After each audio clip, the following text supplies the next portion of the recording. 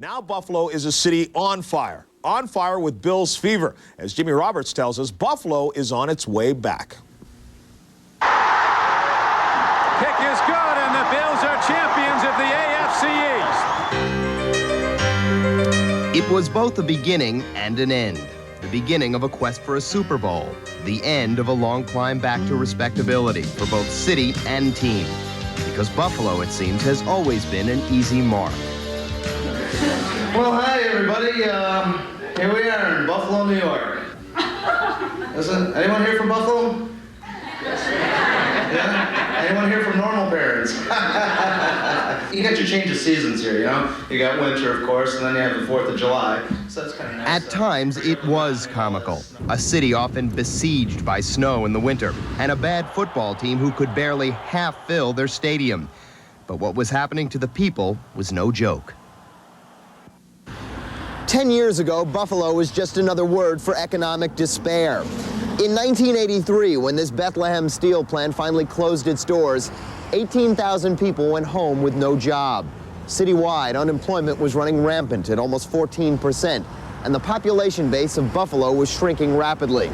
Coincidentally, the next year, the Bills were 2-14. So the stage was set for one of the most dramatic comebacks of both a city and its football team. America, welcome to Buffalo. An influx of federal and state money is helping Buffalo to start to come in from the cold. A redeveloped waterfront, a new subway, and a gleaming new stadium in which the AAA Bisons play. Meanwhile, the Bills brought in Marv Levy, some young aggressive talent, and this year set a record for attendance.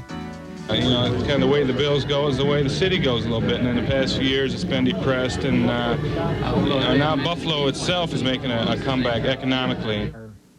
A comeback to which the football team is apparently making a contribution. In November, because we borrowed about a little over $55 million, and we had many negotiating sessions to do that.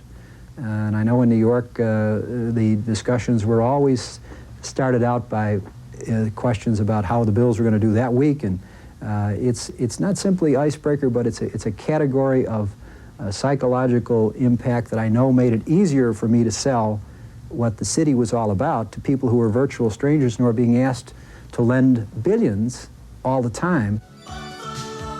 So while the city's development plan is still in its infancy and Bills fans aren't exactly making Super Bowl reservations yet, some things have changed.